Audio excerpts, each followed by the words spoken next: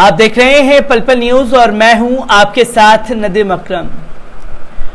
पैगंबर इस्लाम हजरत मोहम्मद सल्लल्लाहु अलैहि वसल्लम की शान में गुस्ताखी जिस तरह से भारतीय जनता पार्टी की प्रवक्ता नुपुर शर्मा द्वारा की गई, दुनिया भर में हड़कंप मच गया और देखते ही देखते हुकूमत से सवाल किया जाने लगा कि आखिरकार 10 दिन पहले आपकी नेता ने हमारे नबी पाक हजरत मोहम्मद सल्लल्लाहु अलैहि वसल्लम की शान में गुस्ताखी की, आपने इसको लेकर के क्या कदम उठाए और आपने अभी तक कोई कड़ा एक्शन क्यों नहीं लिया।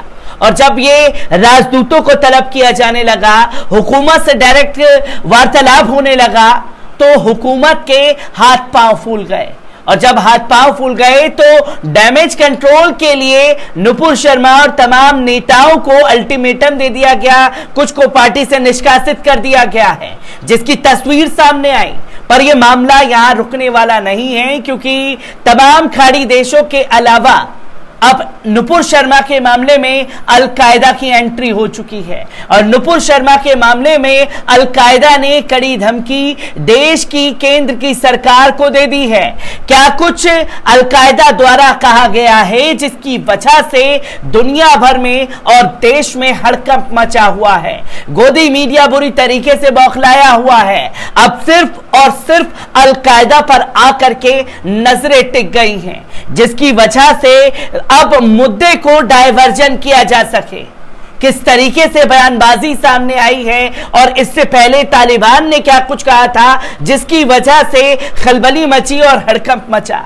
आपको बता दें कि पैगंबर मोहम्मद पर टिप्पणी के मामले में अब आतंकी संगठन अल-कायदा भी कूद गया है। अल-कायदा इंडी सब कॉन्टिनेंट ने चिट्ठी जारी कर भारत सरकार को धमकी दी है। चिट्ठी में दिल्ली, मुंबई, यूपी और गुजरात में आत्मघाती हमले की धमकी दी गई है। इस चिट्ठी पर 6 जून 2022 की तारीख है। यह चिट्ठी सोशल मीडिया में वायरल हो रही है। अल-कायदा ने लेटर में कहा कि कुछ दिन पहले हिंदुत्व के प्रचारक ने टीवी डिबेट के दौरान इस्लाम धर्म का अपमान किया था। उनके बयानों से दुनिया भर के मुसलमानों की भावनाओं को ठेस पहुंची है। अल-कायदा ने आगे कहा कि हम हजरत मोहम्मद सल्लल्लाहु अलैहि वसल्लम के अपमान का बदला लेंगे। हम अपने और बच्चों के शरीर में विस्फोटक बांधेंगे ताकि ऐसे लोगों को उड़ाया जा सके। दिल्ली, मुंबई, यूपी और गुजरात में भगवाधारियों का अंत करेंगे। वे ना अपने घर में छुप पाएंगे और ना ही सेना उन्हें बचा पाएगी।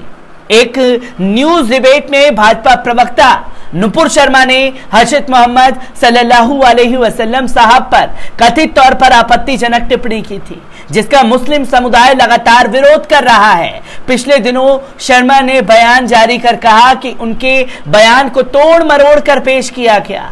मामले के तूल पकड़ने के बाद पार्टी ने उन्हें निलंबित कर दिया, जिसके बाद उन्होंने कहा था कि वे बिना शर्त अपने बयान वापस लेती हैं। शर्मा पर महाराष्ट्र समेत कई राज्यों में मुकदमा दर्ज हुआ है।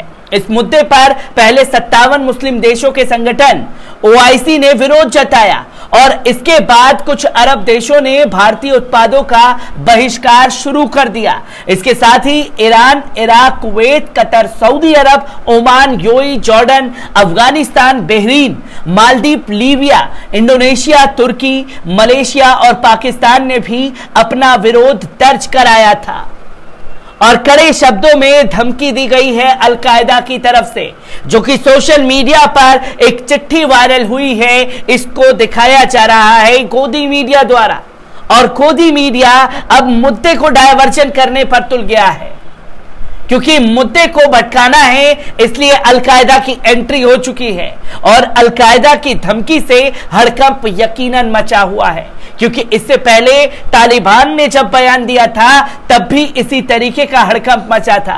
क्या कुछ तालिबान ने कहा था, आपको बता दें कि हजरत मोहम्मद सल्लल्लाहु अलैहि वसल्लम के खिलाफ पूर्व प्रवक्ता नुपुर शर्मा की कथित आपत्तिजनक टिप्पणी को लेकर पैदा हुए विवाद में 14 देश तक फैल गया है। अफगानिस्तान में सत्तारूढ़ तालिबान ने भी बयान की निंदा करते हुए भारत को कट्टरपंथ पर प्रवचन दिया है। तालिबान के प्रवक्ता ज़बीहुल्लाह मुजाहिद ने कहा है कि हम भारत से आग्रह करते हैं कि वे ऐसे कट्टरपंथियों को इस्लाम के अपमान और मुस्लिमों को भड़काने की इजाजत ना दें। मुजाहिद ने कहा कि इस्लामिक अमीरात ऑफ अफगानिस्तान भारत में सत्तारूढ़ दल के एक पदाधिकार द्वारा इस्लाम के पैगंबरे इस्लाम के खिलाफ अपमानजनक शब्दों के इस्तेमाल का कड़ा विरोध करता है। नुपुर शर्मा की टिप्पणी की अब तक 14 देशों ने निंदा की है। विवादित बयान के बाद भाजपा ने रविवार को नुपुर शर्मा को पार्टी से निष्कासित कर दिया। इधर दिल्ली पुलिस ने नुपुर शर्मा और उनके परिवार को सुरक्षा मुहैया करवाई है। पैगंबर के खिलाफ टिप्पणी के बाद से ही नुपुर को जान से मारने की धमकियां मिल रही हैं, जिसके खिलाफ उन्होंने थाने में शिकायत दर्ज कराते हुए सुरक्षा की गुहार लगाई थी। इसी एफआईआर के आधार पर पुलिस ने उन्हें व उनके परिवार को सुरक्षा मुहैया कराई है। दिल्ली पुलिस ने आधिकारिक बताया कि नुपुर शर्मा ने लगातार मिल रही धमकियों के बारे में शिकायत की थी। इसके बाद उन्हें और उनके परिवार को सुरक्षा मुहैया करा दी गई है, क्योंकि दिल्ली पुलिस में जब तमाम अधिकारी, तमाम पार्टी के नेता नुपुर शर्मा के खिलाफ एफआईआर दर्ज कराने के लिए गए थे, तो एफआईआर दर्ज न करके लिखित में कंप्लेन लिख ली गई थी। इसी पर 10 दिनों पहले एक टीवी डिबेट के दौरान नुपुर शर्मा द्वारा विवादित बयान पर जिंदल द्वारा डिलीट की गई ट्वीट्स के बाद विवाद और बढ़ गया। विरोध कर रहे देशों में भारतीय उत्पादों के बहिष्कार की बात होने लगी। पार्टी से निलंबित किए जाने के बाद नुपुर शर्मा ने अपने बयान पर माफी भी मांगी। ये वही नुपुर शर्मा हैं जिन्होंने अपने बयान के बाद पत्रकार जुबैर को फंसाने के लिए कहा था कि उन्होंने मेरी बातों को एडिट कर दिया, मैंने तो ये बातें कही नहीं थी।